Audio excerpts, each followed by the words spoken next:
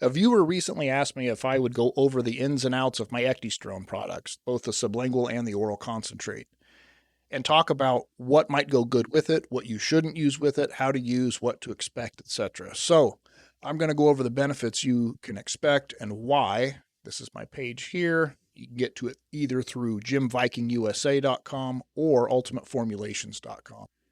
Our original product was a concentrated and complexed oral ecdysterone, like a concentrate. And the idea is to take a teaspoon and put it in a glass of water with a little bit of flavoring, and that gives you all the dissolving that you need for it to taste okay. It's still pretty earthy, to put it mildly, and part of that's due to the permeation enhancers. Right up here, we've got black pepper extract, and what I don't have listed is that I do go ahead and I need to add this. I do include sodium caprate with that now for better absorption. So it has not quite as much as the sublingual, but it does contain sodium caprate in order to help that get through the digestive tract better and absorb more of it. But like I say, how this is used is you just put a teaspoon in a glass of water, add a little bit of flavoring, mix it up. And this, just like my sublingual product, which is EcdyBoost, in your system, and once absorbed, they work the same way, but they get absorbed two different ways. One is through the digestive tract, and that's the oral. And the expected rate of absorption from that might be somewhere around 10% at this point, using as much sodium caprate as we do in black pepper extract, and it is complexed in hydroxypropyl beta-cyclodextrin. So there's a lot helping it get into the digestive tract where we want it to go, and to open that up and let that get in.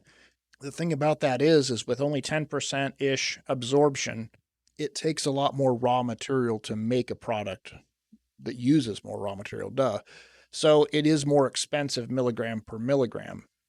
And that's the reason we came up with our sublingual version, was to give people that needed a little bit of a price break or an alternative to that oral formula. They could go with a sublingual route where you'll see somewhere between 25 and 40% absorption, depending on the dose and also depending on your body.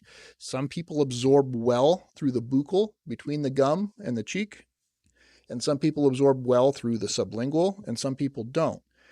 Now, real quick, and I'll get more into this later, is something like smoking cigarettes or vaping nicotine can actually close those buccal and sublingual pathways to where you have trouble absorbing that. If you're a heavy smoker or even a moderate smoker, you might consider just going with the oral formula for that reason, and that reason alone. Now, I do have a couple of long-term customers who are heavy smokers, and they have found that they'll make a request of me, and for a small fee, I will go ahead and add more permeation enhancers. It's a little extra spicy, gets everything opened up, and over time, it actually becomes more efficient at absorbing through those two areas. That said, a month's supply of the oral formula runs about $100, and this runs about $30. So that's the difference, is the price and the delivery method. One's oral, one's sublingual. You just use less product with the sublingual because you're getting a much higher absorption rate. All right, well, let's talk real quick about what are the actual benefits of ecdysterone. Now, I've been on ecdysterone for right around 2 years, a little over 2 years now, almost every day. Probably missed less days than I can count on both hands in those 2 years.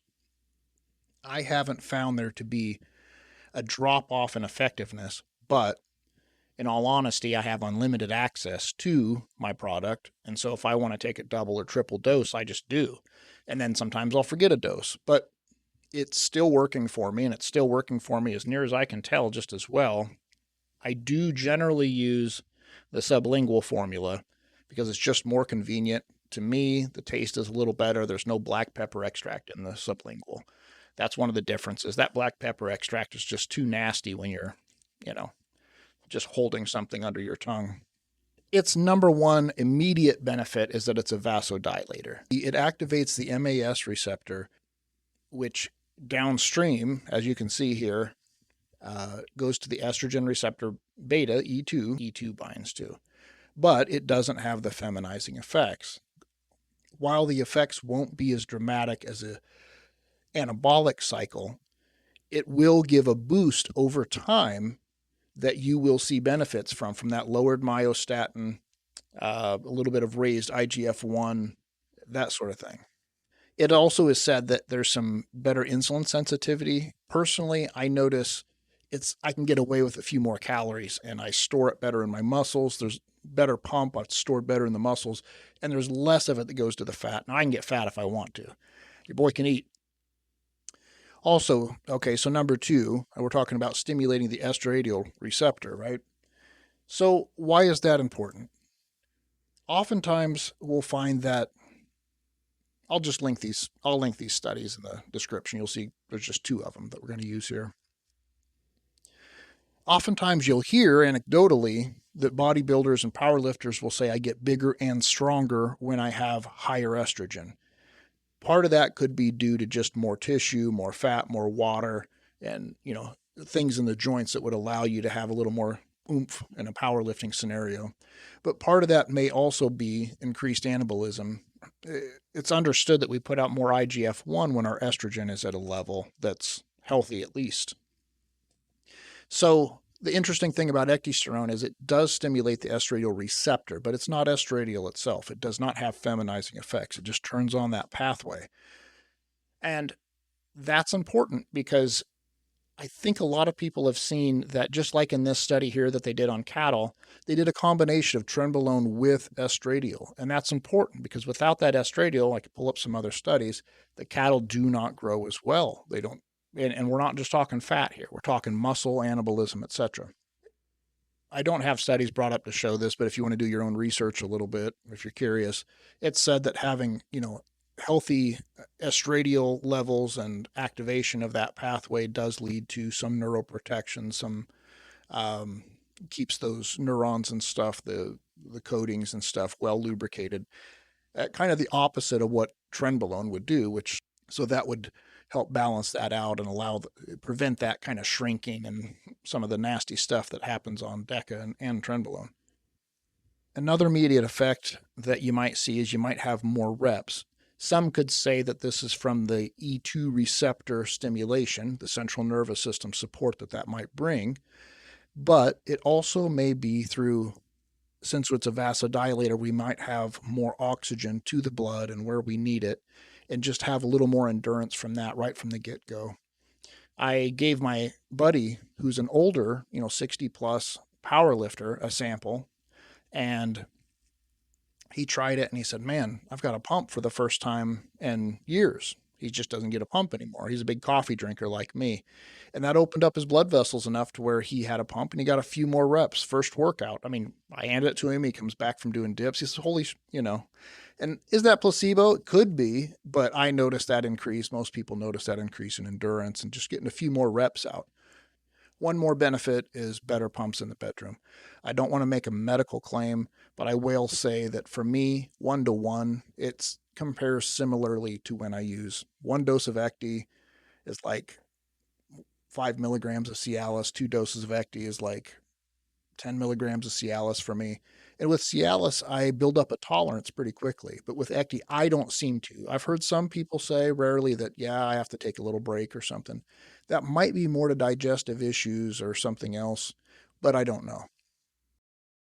What have I experienced in the long term? The long term, what I've experienced is over the course of about 18 months, so prior to me beginning to use slow release oxytocin, I was just on generous TRT, 1 milligram per pound of body weight, and sometimes under that, sometimes slightly over, but usually somewhat under. And that's been for years and years. So I was at a pretty stable. I knew where my plateau was, right? And plus I'd been training. I'm middle-aged and I've been training for 23 years, 21, 22 years or something like that by that point. So I thought my big gain days were behind me. So I did change my training to include more, more pump work and stuff like that. That's definitely great for hypertrophy or better than what I was doing. And so that's a factor. Dedicated myself just a little bit more. But over the course of that next year and a half, prior to starting my slow release oxytocin, I put on 10 lean pounds of muscle on top of where I was prior. And like I said, I've been doing the same thing for a long time. That was the only thing I changed besides training and just making sure I'm consistent and working towards a goal.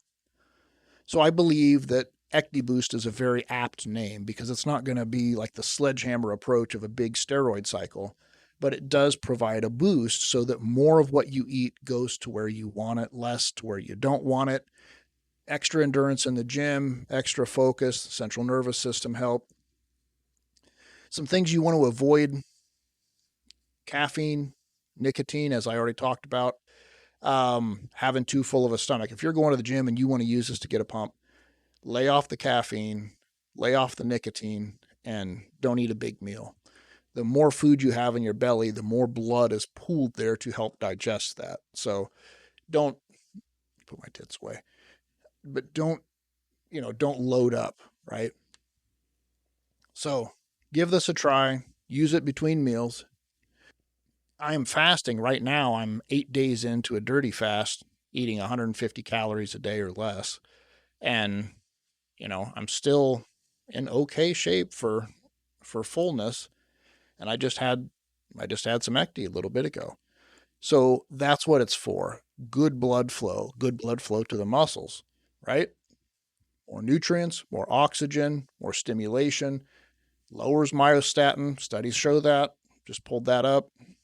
Go back to that real quick.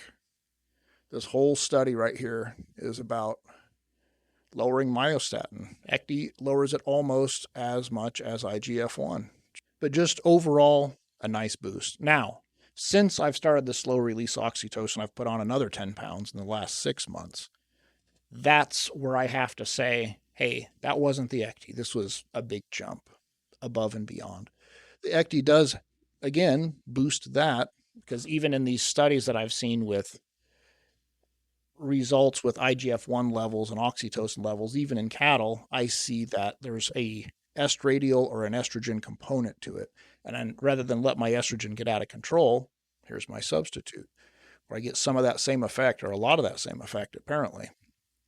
Anyway, thank you for listening. I hope this answers some questions. Again, sorry about my voice. I've got some allergies going on, but it's, let's get her made or don't. So, again, hope this helps.